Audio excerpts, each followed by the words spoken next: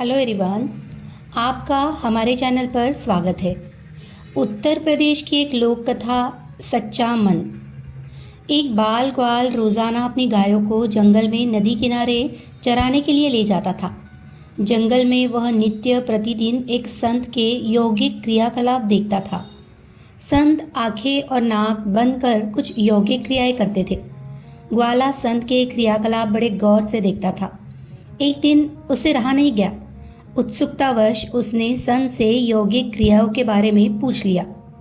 बाल ग्वाल के सवाल पर संत ने जवाब दिया कि वह इस तरह से भगवान से साक्षात्कार करते हैं। संत के प्रस्थान करने के बाद ग्वाला भी यौगिक क्रियाओं को दोहराने लगा और इस बात का संकल्प ले लिया कि आज वह भगवान के दर्शन साक्षात करके ही रहेगा। ग्वाले ने अपनी दोनों आंखें बंद कर ली और नाक को जोर से दबा लिया। श्वास प्रवाह बंद होने से उसके प्राण निकलने की नौबत आ गई। उधर कैलाश पर्वत पर महादेव का आसन डोलने लगा। शिव ने देखा कि एक बाल ग्वाल उनसे साक्षात्कार करने के लिए कठोर तप कर रहा है। उसके हठ को देखकर शिव प्रकट हुए और बोले, वत्स, मैं तुम्हारी तपस्या से प्रसन्न हूँ और तुमको दर्शन देने आया हूँ। ग्वाले ने बंद आंखों से इशारा कर पूछा, आप कौन हैं? भोलेनाथ ने कहा, मैं वही भगवान हूँ जिसके लिए तुम इतना कठोर तप कर रहे हो। ग्वाले ने आंखें खोली और सबसे पहले एक रस्सी लेकर आया। क्योंकि उसने कभी भगवान को देखा नहीं था, इसीलिए उसके सामने पहचान का संकट खड़ा हो गया। उसने भगवान को पेड़ के साथ रस्सी से बांध दिया और साधु को बुलाने के लिए भाग कर गया।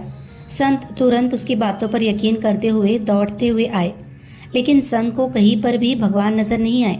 संत ने बाल ग्वाल से कहा, मुझे तो कहीं नहीं दिख रहे। तब ग्वाले ने भगवान से पूछा, प्रभु, आप यदि सही में भगवान हो तो साधु महाराज को दिख क्यों नहीं रहे हो? तब भगवान ने कहा, जो भक्त छल कपट रहित सच्चे मन से मुझे याद करता है, मैं उसको दर्शन देने के लिए दौड़ा चला आता हूँ। तुमने निश्चल मन से मेरी आराधना की, अपने प्राण दांव पर लगाए और मेरे दर्शन का दृढ़ संकल्प लिया। इसीलिए मुझे कैलाश से मृत्युलोक में तुमको दर्शन देने के लिए आना ही पड़ा। जबकि साधु के आचरण में इन सभी बातों का अभी अभाव है। रोजाना के क्रियाकलाप करते हैं, लेकिन उनके मन में अभी भटकाव है। इसीलिए मैं तुमको तो दिखाई दे रहा हूँ, लेकिन संत को नहीं।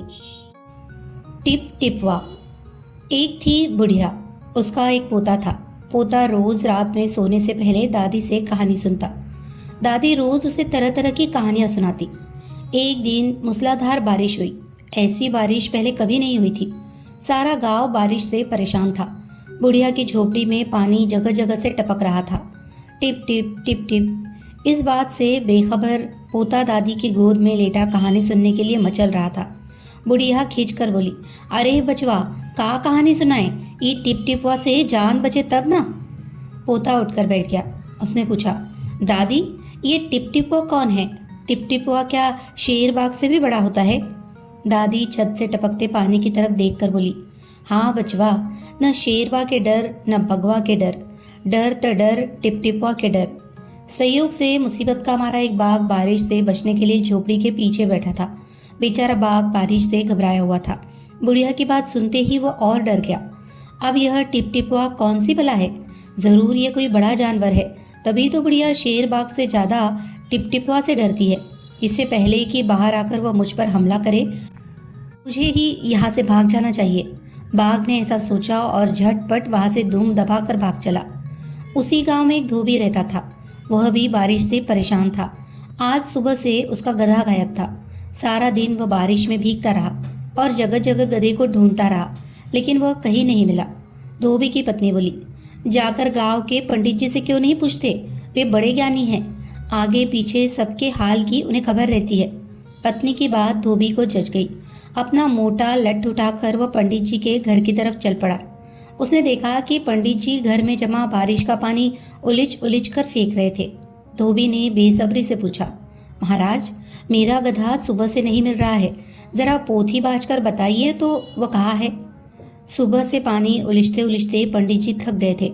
धोबी की बात सुनी तो झुंझला पड़े और बोले, मेरी पोथी में तेरे गधे का पता ठिकाना लिखा है क्या, जो आ गया पूछने? अरे जाकर ढूंढ उसे किसी गढ़ई पोखर में। और पंडित जी लगे फिर पानी उलीचने। धोबी वहां से चल दिया। चलते चलते वो एक तालाब के पास पहुंचा। तालाब के किनारे ऊंची ऊंची घास उग रही थी। धोबी घास में गधे को ढूंढने लगा। किस्मत का मारा बेचारा बाघ टिपटिपा के डर से वही घास में छिपा बैठा था। धोबी को लगा कि बाघ ही उसका गधा है। उसने आव देखा न था और लगा बाघ पर मोटा लठ बरसाने।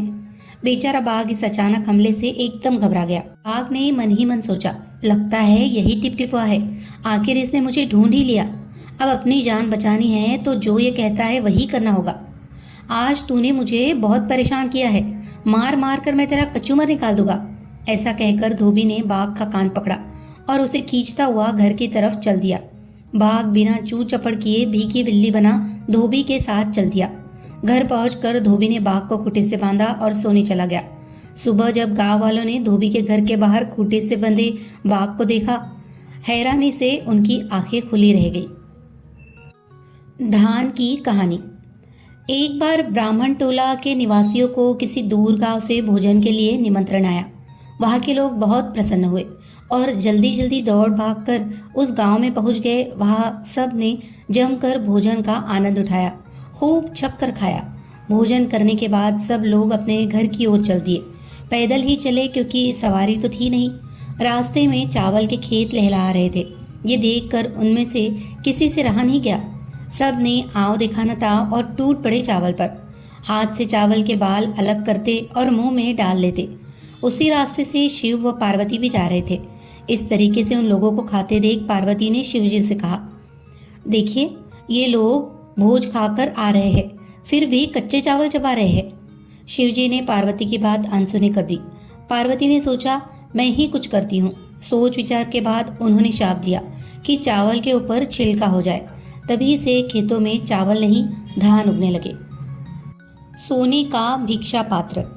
अयोध्या में चूड़ामणि नाम का एक व्यक्ति रहता था। धन पाने की इच्छा से उसने बहुत दिनों तक भगवान की तपस्या की। उसकी तपस्या से प्रसन्न होकर एक रात धन देवता कुबेर ने उसे सपने में दर्शन दिए। उन्होंने कहा, सूर्योदय के समय तुम हाथ में लाठी लेकर घर के दरवाजे पर खड़े हो जाना। कुछ देर बाद तुम्हारे पास एक भिक्षुक आएगा। उसके हाथ में एक भिक्षा पात्र होगा। जैसे ही तुम उस भिक्षा पात्र में अपनी लाठी अड़ाओगे, वह सोने में परिवर्तित हो जाएगा। उसे तुम अपने पास रख लेना। ऐसा 10 दिन करने से तुम्हारे पास 10 सोने के पात्र हो जाएंगे, जिससे तुम्हारी जीवन भर की दरिद्रता दूर हो जाएगी। रोज सुबह उठकर चूड़ामणि वैसा ही करने लगा जैसा कुबेर ने सपने में बताया था। एक दिन उसे ऐसा करते हुए लालची पड़ोसी ने देख लिया। बस उसी दिन से चूड़ामणि का पड़ोसी नित्य प्रति किसी भिक्षुक की प्रतीक्षा में अपने घर के दरवाजे पर लाठी लिए खड़ा रहता। बहुत दिन बाद अंततः एक भिक्षुक उसके दरवाजे पर भिक्षा मांगने आया। पड़ोसी ने भिक्षा पात्र पर डंडा छुआया, पर वह सोने में नहीं बदला। अंत में उसे गुस्सा आया और उसने आव देखा न ताव भिक्षुक पर प्रहार करना शुरू कर दिया। थोड़ी देर में भिक्षुक के प्राण पखेरु उड़ गए। उसके इस कर्म की सूचना राजा तक पहुंची। राज कर्मचारी उसे गिरफ्तार कर राजा के सामने ले गए। अभियोग सिद्ध किया गया। लालच ने पड़ोसी को मौत के मुंह तक पहुंचा दिया। राजा प्रसेनजीत की चतुराई। अवध के उत्तर में प्रसेनजीत नाम का एक राजा राज करता था। एक दिन उस नगर में एक तपस्वी आया। वह दाल भात न खाकर केवल कच्चे धान पर ही जीता था। उसकी इस बात को देखकर नगर के सेठ ने उसके रहने का प्रबंध एक सज्जन के घर में कर दिया। नगर का सेठ उसके लिए प्रतिदिन धान भेजा और कुछ नकदी अशर्फिया भी। तपस्वी को पूरा त्यागी समझकर नगर के अन्य व्यापारी भी उसे दान दक्षिणा देते थे। वह तपस्वी कंजूस विचार प्रवृत्ति का था। जब उसके पास 1000 दिनार जमा हो गए, तब उसने उन्हें मिट्टी के छोटे से कलश में डाला और जंगल की ओर चल दिया। घने जंगल में उसने यह धन एक पेड़ के नीचे गाड़ दिया। वह प्रतिदिन जंगल में यह देखने जाता कि कहीं वह धन चुराया तो नहीं गया। एक दिन जब वह जंगल में गया तो देखा कि उसका वह धन कोई चुरा ले गया है। यह देख उसकी आंखों में अंधेरा छा गया। उसने निश्चय किया कि मैं गंगा नदी के तट पर अनशन व्रत रखकर अपनी जान दे दूंगा। ये बात जब नगर के सेठ तथा वहां के अन्य लोगों ने सुनी तो वे उसके पास आए। सेठ ने तपस्वी को समझाया, तपस्वी देवता, धन के खो जाने से मृत्यु का वरण करना अच्छा नहीं है। धन दौलत तो धूप चाह के समान है। अंततः इसके लिए इतना शोक करना व्यर्थ है। पर वह तपस्वी अपनी बात पर अटल रहा। वह अपना दंड कमंडल उठाकर गंगा तट की ओर चल पड़ा। ये बात जब प्रसेनजीत की कानों में पहुंची तो उन्होंने राज कर्मचारियों को तपस्वी के पीछे दौड़ाया, जो उन्हें लौटा ही लाए। राजा ने उनकी कहानी सुनकर उनसे पूछा, तपस्वी देवता, आपने जहाँ धन दबा रखा था वहाँ कोई निशानी भी रहती थी? तपस्वी ने कहा, हाँ महाराज, मैंने वह धन जंगल में एक छोटे से पेड़ के नीचे दबा दिया था, वही उसकी निशानी थी। इस पर राजा बोला, आप धीरज रखिए, मैं स्वयं उस धन की खोज करके आपको लौटा दूंगा। आप मरने का अनशन छोड़िए। राजा सीधा अपने शयनागार में जाकर लेट गया और सिर दर्द का बहाना किया। राजा को सिर दर्द होने की सूचना पाकर नगर के वैद्यों का राजमहल में आना शुरू हो गया। वे एक एक करके आते और अपना उपचार करके चले जाते। राजा प्रत्येक वैद्य से एकांत में यही प्रश्न करता, नगर में आजकल किस बीमारी का प्रकोप है? आपने किस बीमारी की कौन सी दवाई दी है? वैद्य भी राजा के प्रश्नों के उत्तर देते और विदा हो जाते। एक वैद्य ने राजा को बताया, मेरा एक रोगी मातृदत्त का व्यापारी है। 2 दिन से उसका दिमाग ठिकाने नहीं है। मैंने उसे नागवाला नामक बूटी खाने को कहा है। ये सुनकर राजा ने उस व्यापारी को अपने पास बुलवाया। व्यापारी से जब पूछा गया तो उसने कहा, राजन, मेरा नौकर जंगल में जाकर नागवाला बूटी ले आया है। राजा ने उसे आज्ञा दी, जाओ उस नौकर को मेरे सामने लाओ। सरकारी कर्मचारी दौड़ पड़े। राजा ने मातृदत्त के नौकर से कहा, तुमने मालिक के लिए जंगल से नागवाला बूटी उखाड़ कर लाते समय जो दीनारों से भरा कलश खोद निकाला है, उसे तुरंत लाओ, नहीं तो अपने पाप का दंड पाने के लिए तैयार हो जाओ। नौकर डर के मारे थर थर कांपने लगा। वह राजा से बोला, हाँ महाराज, मैंने घोर अपराध किया है। नागवाला बूटी की खोज करते करते मुझे तपस्वी का दबाया कलश मिल गया। मेरे मन में बेईमानी घुस आई थी, मैंने उसे छुपा रखा है। मैं अभी दीनारों से भरे कलश को ले आता हूँ। ये कहकर वह वहाँ से भागा भागा अपने घर गया। थोड़ी ही देर में उसने तपस्वी का कलश राजा के सामने रख दिया। उस समय तपस्वी देवता भी वही थे। राजा ने तपस्वी को उसका कलश दे दिया। राजा के चतुराई पूर्ण न्याय से सभी नगरवासी प्रसन्न हुए और वे उसकी प्रशंसा करने लगे।